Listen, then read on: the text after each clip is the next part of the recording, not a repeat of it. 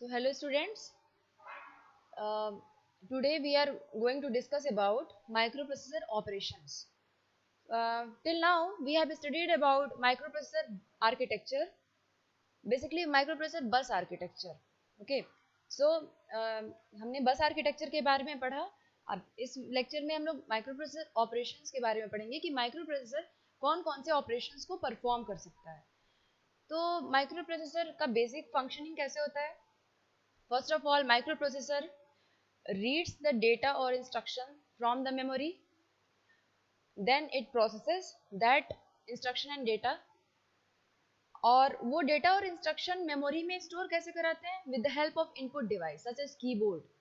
तो किसी input device के थ्रू मेमोरी में सबसे पहले इंफॉर्मेशन कैन बी डेटा और instruction, that information can be stored in the memory with the help of input device such as keyboard, mouse, etc. Then microprocessor reads that instruction and data from the memory. Then according to the instruction, it performs the operation. It processes that data according to the instruction, and then it provides the result.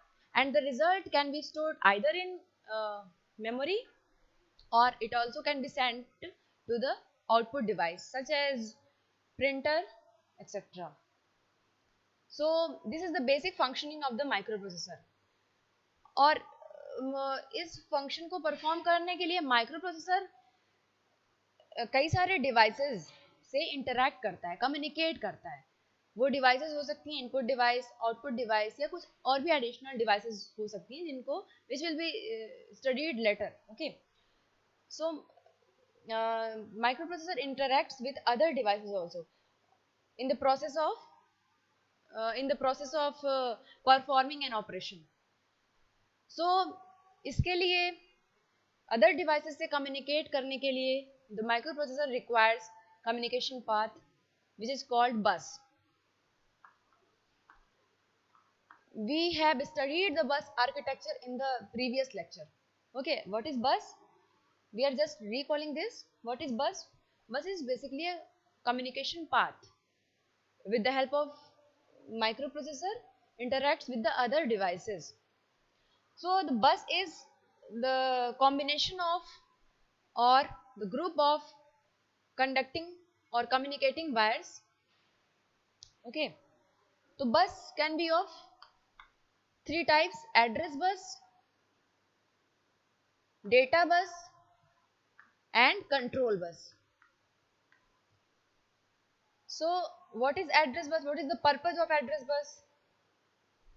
So address bus is used to transfer the address from the microprocessor to the device with which microprocessor is to be communicated. Okay, जिस भी devices से microprocessor को communication establish करना है, उस device का address bus के help से microprocessor send करता है. तो microprocessor transfers the address with the help of address bus. तो एड्रेस बस जो होता है वो यूनिडायरेक्शनल होता है, सिर्फ एक ही डायरेक्शन में, और वो डायरेक्शन है माइक्रो प्रोसेसर से अदर डिवाइसेस के थ्रू, जिस भी डिवाइस को आइडेंटिफाई करके जिससे डेटा को ट्रांसफर करवाना है या ऑपरेशन परफॉर्म करना है. तो address bus is, what is the purpose of address bus? Address bus is used to transfer the address from the microprocessor to the other devices such as memory, input device, output device, or other peripheral devices. Then if we talk about the 8085, because we are going to study about 8085 microprocessor, to understand the microprocessor we will study later the 8085 microprocessor in detail. Okay, with the help of this we can also understand other microprocessors, but in this in our syllabus we will study about 8085, and later also we will study about 8086 microprocessor. So अभी जो हम लोग बात कर रहे हैं वो 8085 microprocessor को ध्यान में रख के इसके जो भी ऑर्गेनाइजेशन है, जो भी आर्किटेक्चर है, उसको डिस्कस करना.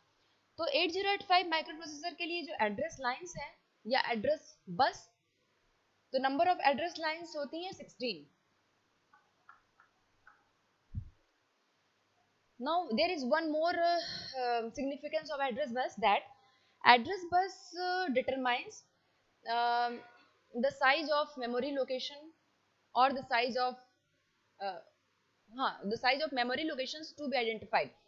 एड्रेस बस ये डिसाइड करता है कि कितने नंबर ऑफ मेमोरी लोकेशंस को माइक्रो प्रोसेसर के द्वारा आइडेंटिफाई किया जा सकता है. तो इसको समझने के लिए हम लोग एक एग्जांपल कंसीडर करते हैं. फॉर एग्जांपल, कोई प्रोसेसर है जिसमें नंबर ऑफ एड्रेस लाइंस 2 हैं. ये सिर्फ एग्जांपल के लिए है, not it is not practical, that is for only example purpose. अगर इसमें नंबर ऑफ एड्रेस लाइंस 2 हैं जिसको हम A0 और A1 से आइडेंटिफाई कर रहे हैं, तो इन दो एड्रेस लाइंस की मदद से कितने नंबर ऑफ मेमोरी लोकेशंस को आइडेंटिफाई किया जा सकता है. तो इसको समझने के लिए ये बात एक बार ध्यान में रखना जरूरी है कि जो माइक्रो प्रोसेसर है वो जो भी ऑपरेशंस परफॉर्म करता है वो in the form of bits के फॉर्म में डेटा को रीड करता है या राइट करता है. जो भी ऑपरेशंस परफॉर्म करता है वो in the form of bits perform करता है. What is bit? Binary digit. Bit is binary digit that can be 0 or 1. There are two bits, either 0 or 1. Okay. So the microprocessor जो भी operations perform करता है वो bits के form में 0 और 1 के form में perform करता है. तो अगर microprocessor जो भी address send करेगा वो भी 0 और 1 के form में होंगे. Okay. तो यहाँ पे देखते हैं यहाँ पे कि इन दो एड्रेस लाइन से कितने नंबर ऑफ एड्रेसेस को जनरेट किया जा सकता है या कितने नंबर ऑफ एड्रेसेस को यूज किया जा सकता है. तो 0 और 1 दो हमारे पास बिट्स हैं और दो नंबर ऑफ एड्रेस लाइंस हैं. फॉर एग्जांपल, तो एक कॉम्बिनेशन हो सकता है 0 0, एक एड्रेस 0 0 हो सकता है, दूसरा 1 0 0 1, तीसरा 1 0 या 1 1.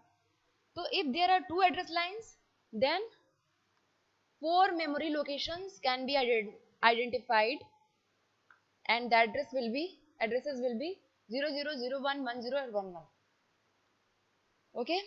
ठीक इसी तरह से अगर there are 3 number of address lines A0 A1 A2, तो कितने नंबर ऑफ मेमोरी लोकेशंस को आइडेंटिफाई किया जा सकता है?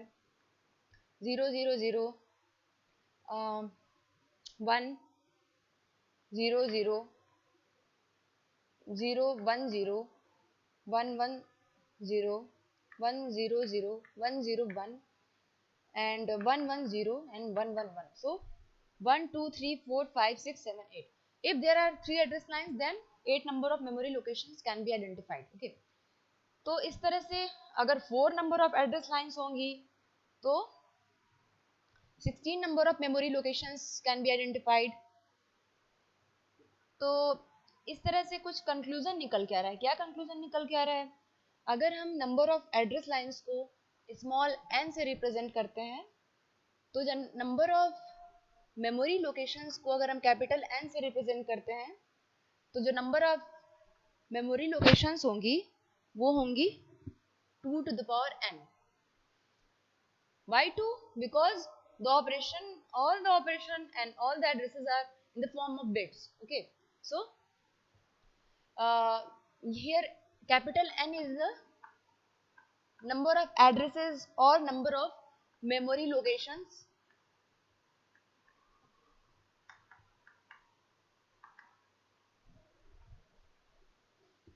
and small n is number of address lines.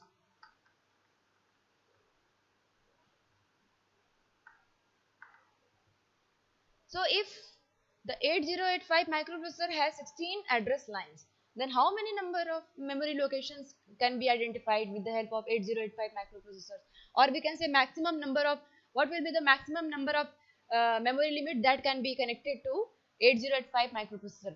It can be found with the help of this formula.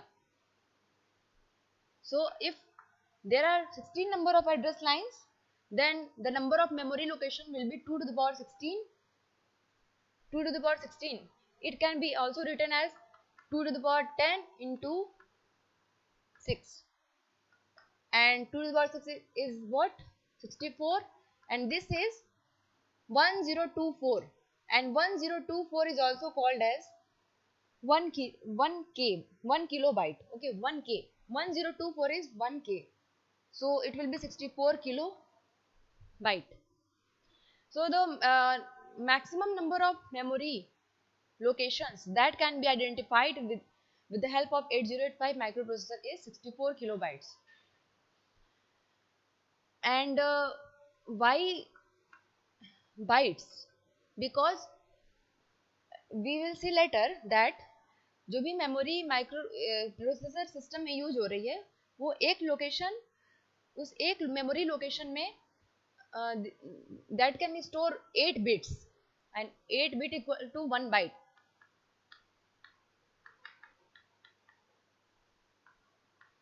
So there are 64k memory locations, or 64 kilobyte data can be stored with the help of 8085.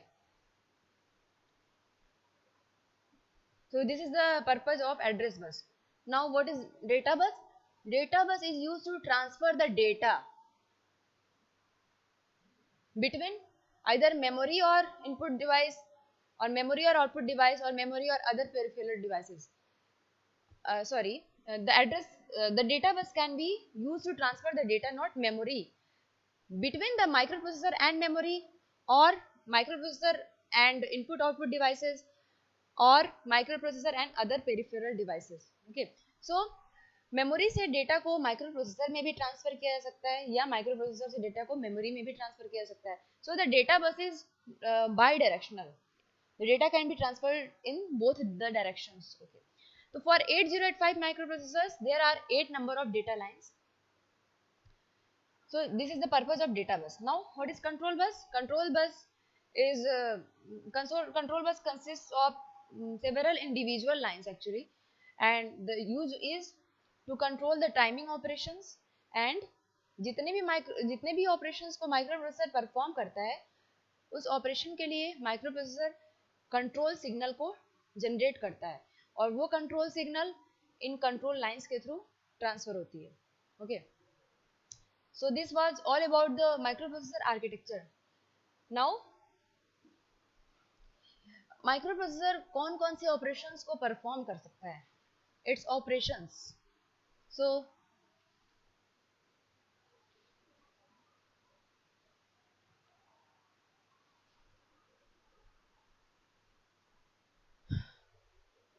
Microprocessor basically 3 तरह के operations को perform कर सकता है.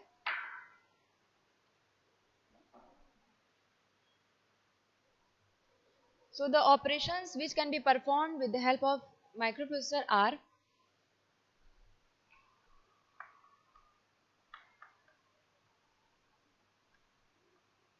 microprocessor or internally initiated operations,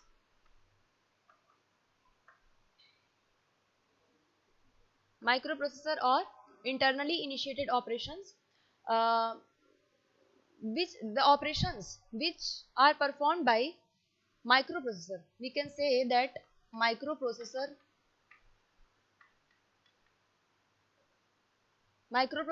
means जो operation microprocessor initiate कर रहा है, microprocessor initiated operations.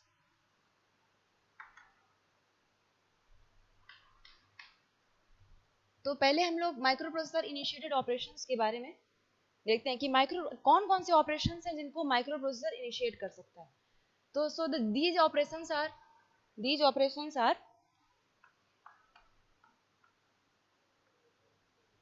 memory read, memory write, IO read and IO write. So these are the microprocessor initiated operations. ऐसे operations जिनको microprocessor initiate करता है. That can be memory read, memory write, IO read and IO write. IO means input output, related to input output. Okay, so ये जो operations है, memory read, memory write, IO read and IO write, इन सारे operations को perform करने के लिए microprocessor needs the three set of buses, that is address bus, data bus and control bus, which we have already discussed. तो अब इसका मतलब समझते हैं कि इन ऑपरेशंस का मीनिंग क्या है. तो memory read, so the memory read means in such kinds of operation microprocessor read the information, either data or instructions, from the memory. So memory read means microprocessor reads the data or instructions from the memory. Microprocessor reads, okay, this is important, microprocessor reads data or instructions from memory.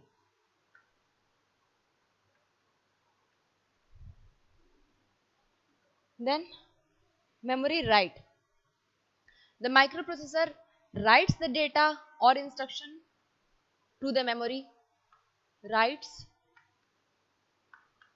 data or instruction to the memory. Okay, then IO read, microprocessor can insert those operations in which microprocessor reads from the input device called IO read operations, input output read operations. So reads, microprocessor reads the data from input device.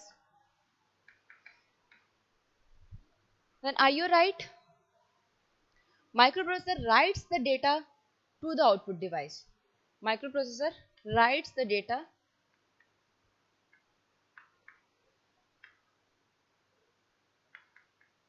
to the output device.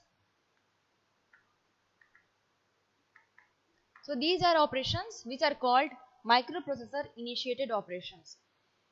We can see that in such operations either data is transferred between memory and microprocessor or between memory and input output devices. So to perform these operations, microprocessor requires address bus, data bus and control bus. So these are the basic microprocessor initiated operations. We can understand in much detail by considering an example of any one of them, suppose memory read.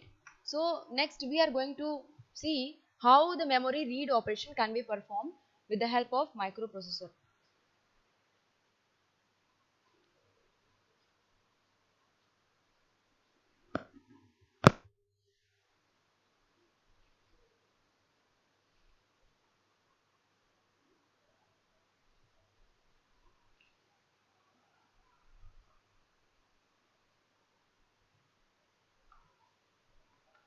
Suppose this is 8085 microprocessor.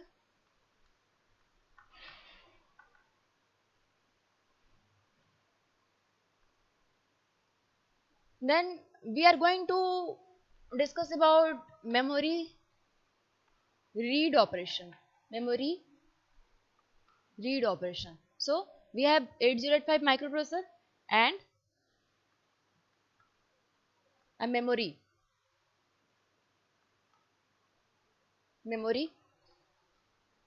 and this memory has several locations where the data and instructions can be stored. Data and instructions can be stored.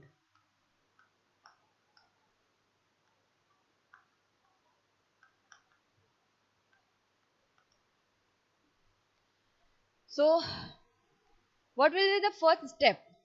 If microprocessor performs the memory read operation, then first of all we have to understand what is the meaning of memory read operation. The meaning of memory read operation is that microprocessor reads the data or instruction from the memory, reads from the memory. Okay, so memory में अब कई सारे locations हैं, हर location का कुछ address होगा, हर location का कुछ एड्रेस होगा. For now we are just considering an example that जो एड्रेसेस हैं वो इस तरह से हैं 4001H, 4002H. H means hexa. The addresses are in written in hexadecimal. So we are not discussing how these addresses have been written because जब हम लोग इसके बाद लेटर टॉपिक्स में मेमोरी पढ़ेंगे तो वहाँ पे हम डिटेल में समझेंगे कि ये एड्रेसेस हेक्साडेसिमल में कैसे लिखे गए हैं. जनरली ये एड्रेसेस हेक्साडेसिमल में लिखे जाते हैं, तो उसको हम और डिटेल में वहाँ पे देखेंगे. But for now we are just considering the memory. There are several memory locations and this is these are the addresses. Okay, just to understand the process of memory read operation. So now suppose the microprocessor um, is to read the data or instruction which is at the memory location 4006. Okay, so सबसे पहला step क्या होगा. Micro processor जो भी 4006 location पे suppose कोई data लिखा है 56H hexadecimal. H means hexadecimal. कोई भी डेटा यहाँ पे 56H 4006H मेमोरी लोकेशन पे, इस डेटा को माइक्रो प्रोसेसर को रीड करना है.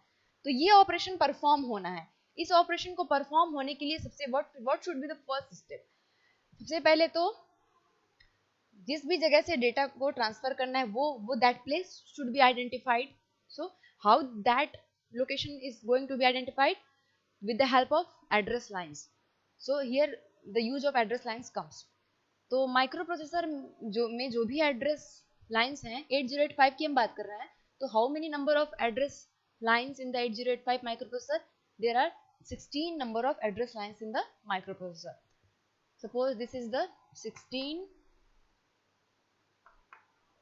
number of address lines, or we can also say that 16-bit address bus because one line is capable of transferring 1 bit at a time. So we can say that 16 number of address lines or 16-bit address bus. So 16-bit address bus. So first of all, in first step, the location, the address from which the microprocessor is going to read the data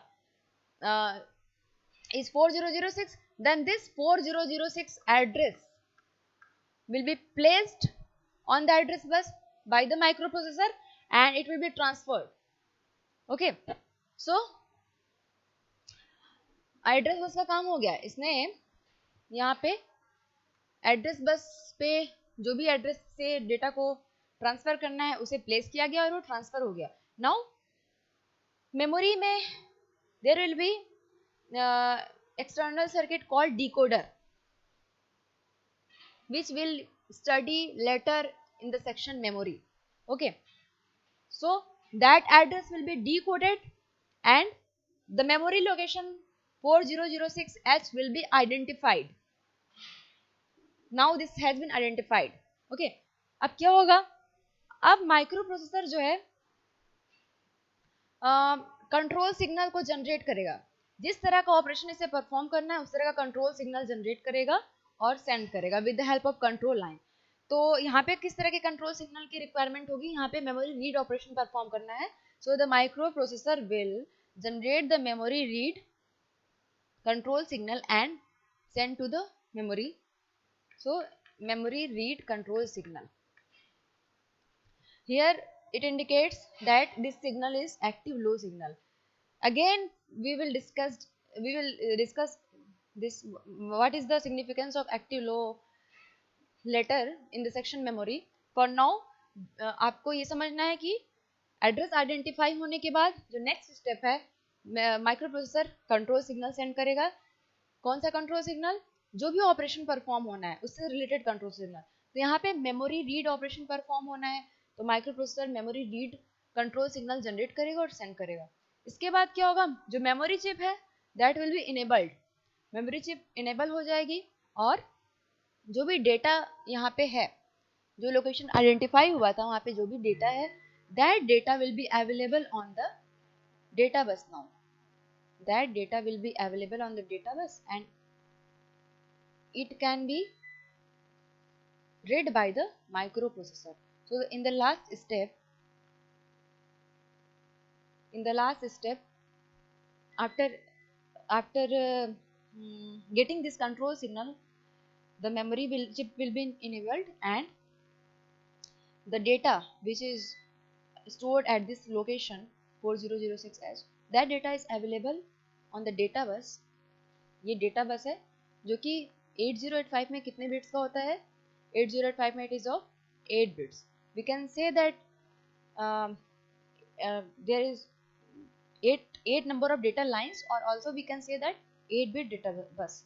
So जो data है वो that will be available on the data bus, और ये data bus के through microprocessor उसको read कर लेगा. ठीक है, तो यहाँ पे हम कह सकते हैं कि this is the process of memory read operation.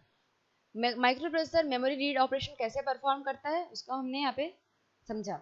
अब इसी तरह से सपोज कि माइक्रोप्रोसेसर जितने भी ऑपरेशन है सारे सिमिलरली ही होंगे, बस वहाँ पे क्या होगा, वहाँ पे वो अगर suppose memory write operation perform करना है, तो मेमोरी राइट ऑपरेशन परफॉर्म करने के लिए क्या स्टेप होगा.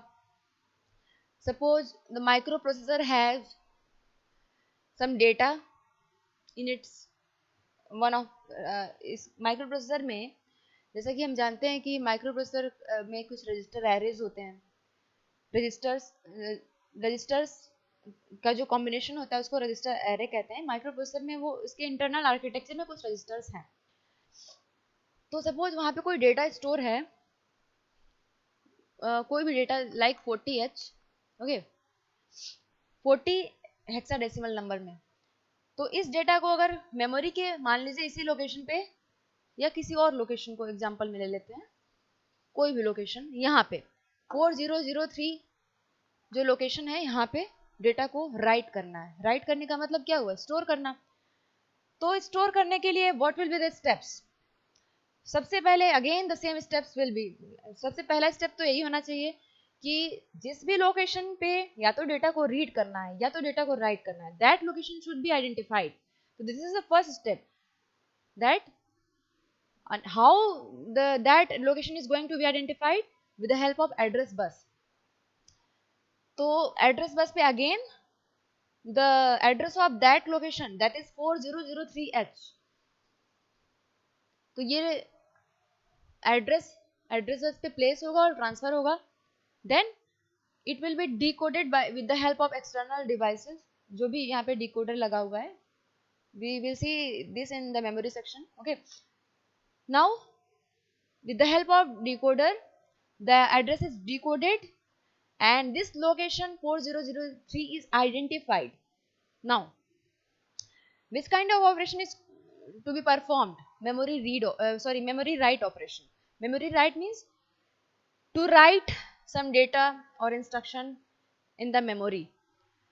इस ऑपरेशन को परफॉर्म करने के लिए again microprocessor will generate the different control signal. Okay, that is memory write, MEMW, memory write control signal. So यहाँ पे microprocessor memory write control signal, यहाँ पे अभी हम इसको ऐसे भी लिख सकते हैं समझने के लिए कि memory write control signal microprocessor generate करेगा और सेंड करेगा. Then in the next step this memory chip is enabled and जो भी डेटा यहाँ पे माइक्रोप्रोसेसर को राइट करना था, that data is available on the database initially and this data is written in on the memory location 4003H. so यहाँ पे जो डेटा है 40H that will be written here. तो again the process is almost same. The difference is that यहाँ पे जो भी control signal use हो रही है that will be different for different operations. For example other दो ऑपरेशंस कौन कौन से थे? माइक्रोप्रोसेसर इनिशिएटर ऑपरेशंस के अदर दो ऑपरेशंस थे IO read and IO right. या तो इनपुट डिवाइस से रीड करना या इनपुट डिवाइस पे राइट सॉरी इनपुट डिवाइस से रीड करना या आउटपुट डिवाइस पे राइट करना। तो अगर किसी इनपुट डिवाइस से माइक्रो प्रोसेसर को रीड करना है तो यहाँ पे मेमोरी की जगह यहाँ पे क्या होगा, यहाँ पे इसके ब्लॉक डायग्राम में इनपुट डिवाइस, इस इनपुट डिवाइस का कुछ एड्रेस होगा। तो आईओ रीड ऑपरेशन में क्या होगा, IO read operation means to read from the input device, microprocessor reads from the input device. तो फर्स्ट स्टेप में again the process is same, जो भी इनपुट डिवाइस का एड्रेस होगा that address will be placed here on the address bus and it will be transferred to the input device. The input device is enabled and microprocessor will send the different control signal, this time that is IO read control signal. Then the input device is enabled and जो भी यहाँ पे address available है input device पे that address will B available on the data bus and will be sent to the processor. Okay, इसी तरह से IO write operation perform होगा। IO राइट ऑपरेशन का क्या मतलब है, IO राइट ऑपरेशन का मतलब है to microprocessor writes to the output device, microprocessor से डेटा आउटपुट डिवाइस को ट्रांसफर हो रही है, this is called IO write operation, input output write operation. So इस ऑपरेशन में क्या होगा, again the whole process will be same, only the difference is here the control signal यहाँ पे कौन सी दूसरी कंट्रोल सिग्नल जो कि IO राइट कंट्रोल सिग्नल यहाँ पे यूज होगी। सो इस तरह से हमने देखा कि माइक्रो प्रोसेसर इनिशिएटेड ऑपरेशंस जो हैं वो 4 तरह के हो सकते हैं, either memory read, memory write, IO read and IO write. So these are the microprocessor initiated operations.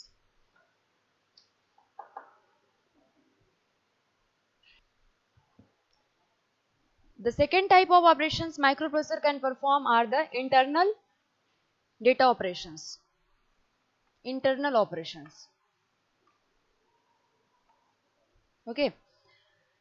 So internal operations जो भी माइक्रो प्रोसेसर परफॉर्म कर सकता है वो उसके आर्किटेक्चर पर डिपेंड करता है कि माइक्रो प्रोसेसर का आर्किटेक्चर कैसा है और उसमें कौन कौन से रजिस्टर्स यूज हो रहे हैं, उसका आर्किटेक्चर कैसा है, उसमें कितने नंबर ऑफ डेटा बस हैं, कितने नंबर ऑफ एड्रेस लाइन्स हैं, कितने नंबर ऑफ रजिस्टर्स हैं। तो जो भी माइक्रो प्रोसेसर का इंटरनल आर्किटेक्चर होगा उस पर यह डिपेंड करेगा कि माइक्रो प्रोसेसर कितने तरह के इंटरनल ऑपरेशंस को परफॉर्म कर सकता है। तो सबसे पहले तो माइक्रो प्रोसेसर जो इंटरनल ऑपरेशन है वो it can store the data, और यहाँ पे हम 8085 की बात कर रहे हैं तो to store 8 bit data, to store 8 bit data. Now ये तो पहला ऑपरेशन हो गया। और तरह के ऑपरेशन हो गए जैसे माइक्रो प्रोसेसर के अंदर होता है, आर्किटेक्चर में हम पढ़ेंगे जब तो वहाँ देखेंगे कि ब्लॉक डायग्राम में भी हमने देखा था कि माइक्रो प्रोसेसर का जो ब्लॉक डायग्राम होता है उसमें arithmetic logic unit, control unit और रजिस्टर एरे होता है। रजिस्टर एरे में क्या होगा, कुछ रजिस्टर्स होंगे, ठीक है। तो उन रजिस्टर्स में माइक्रो प्रोसेसर डेटा को स्टोर कर सकता है। Again the next operations can be, it can perform different arithmetic and logical operations. So to perform arithmetic and logical operations. Now जो कुछ और भी ऑपरेशंस हैं इसके, जैसे ये दो ऑपरेशंस तो अभी हम रिलेट कर सकते हैं directly with the help of architecture, कि आर्किटेक्चर में रजिस्टर एरे भी है तो micro processor can store the data and it has ALU, then it can perform the arithmetic and logical operations. Now the other operations which can be performed by the microprocessors are, it can also test for conditions. It can also test for conditions. तो ये जो test for conditions है, इसका मतलब ये हुआ कि micro processor जो है डेटा को, जो भी कंडीशंस हैं, उन कंडीशंस को टेस्ट करने के बाद अकॉर्डिंगली उस पे ऑपरेशन परफॉर्म करेगा. Then store, it also can store data temporarily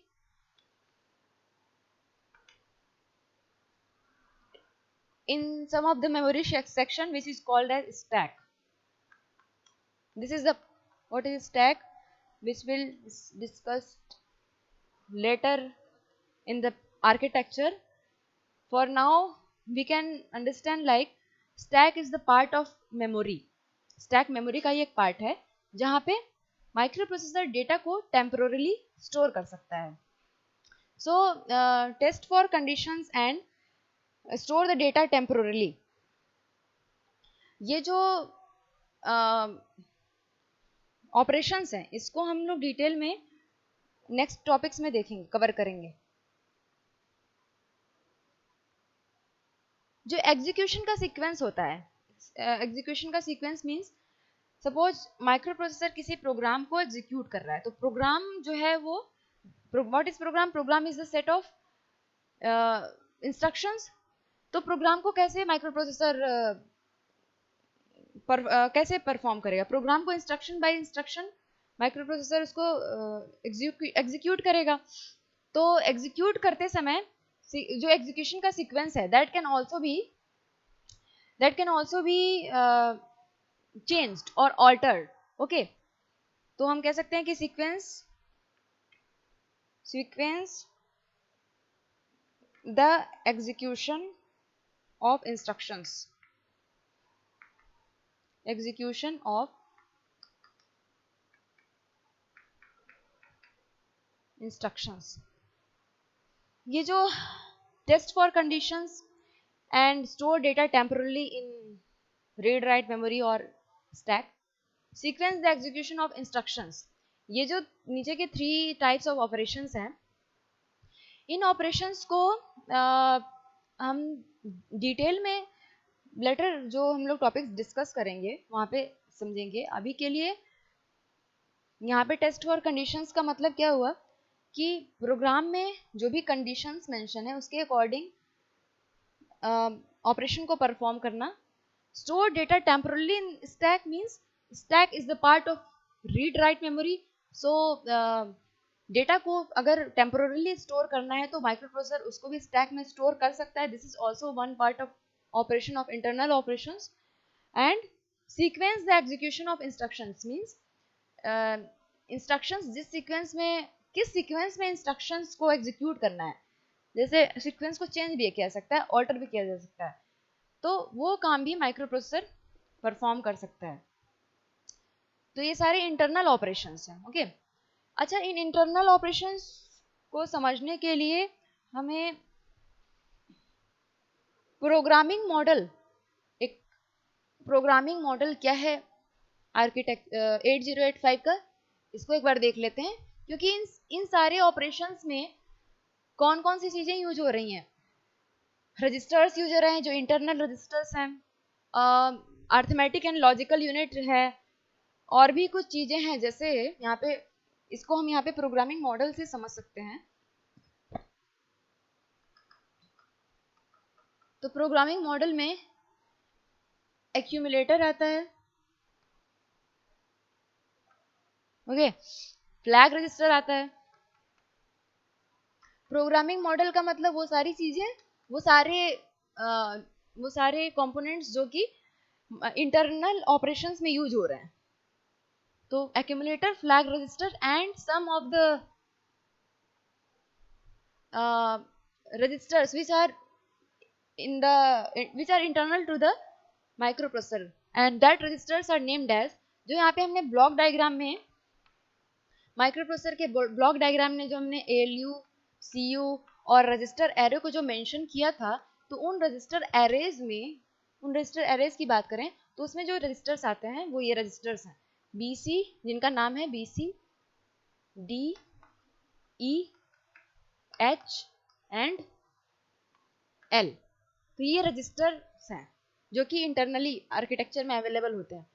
इसके अलावा भी कुछ रजिस्टर्स हैं जैसे programme counter, program counter and stack pointer, programme counter and stack pointer. तो सबसे पहले तो ये देख लेते हैं कि इनमें कौन, ये जो रजिस्टर्स हैं ये सारे रजिस्टर्स हैं, ओके। और एक्यूमुलेटर भी एक तरह का रजिस्टर है जो एएलयू का पार्ट है। It is the part of arithmetic and logic unit. ये जो होता है वो 8 बिट का रजिस्टर होता है एक्यूमुलेटर। फ्लैग रजिस्टर जो भी होता है वो भी 8 बिट का होता है। बी भी 8 बिट का है, सी भी 8 बिट का है, D and E is are also of 8 bits, H and L are also of 8 bits. Program counter is of 16 bits and stack pointer is of 16 bits. Okay. So ये तो हो गया कि इंटरनल ऑपरेशंस को perform करने के लिए इतने रजिस्टर्स का रिक्वायरमेंट है। इसके अलावा साथ ही साथ एड्रेस बस का भी रिक्वायरमेंट है जो कि there are 16 address bus in the 8085 micro processor. इसके अलावा इसमें डेटा बस भी है, डेटा बस का भी रिक्वायरमेंट है, तो दैट इज ऑफ 8 बिट्स। तो प्रोग्रामिंग मॉडल, ये इसको हम कहते हैं प्रोग्रामिंग मॉडल।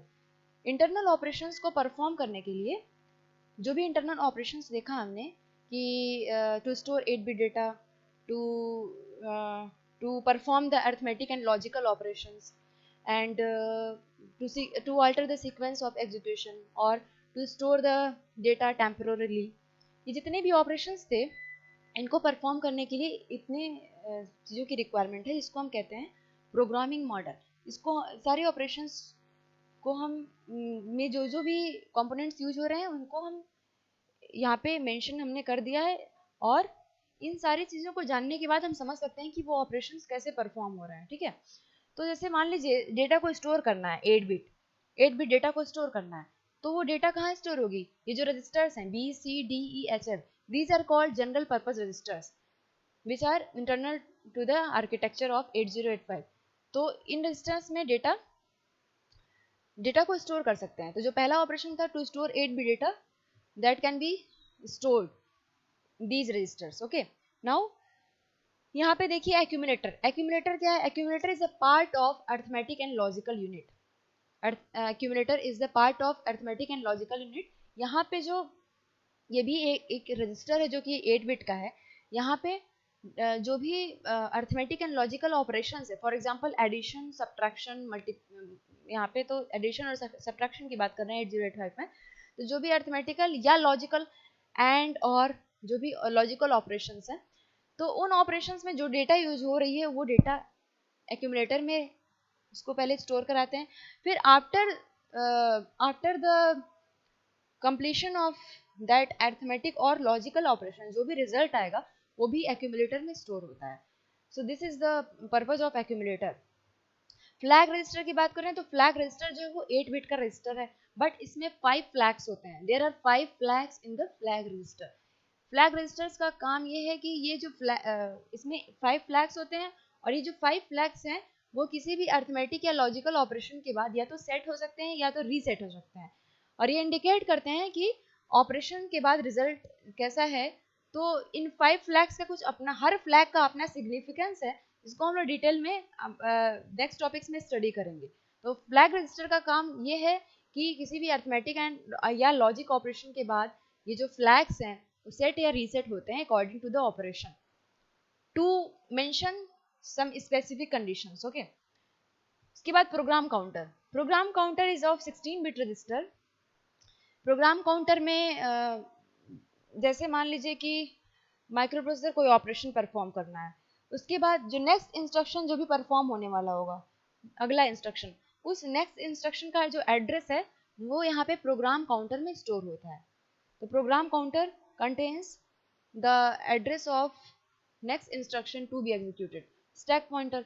स्टैक पॉइंटर की बात करें तो जैसा कि हमने देखा था कि stack is a part of memory, stack is a part of read write memory.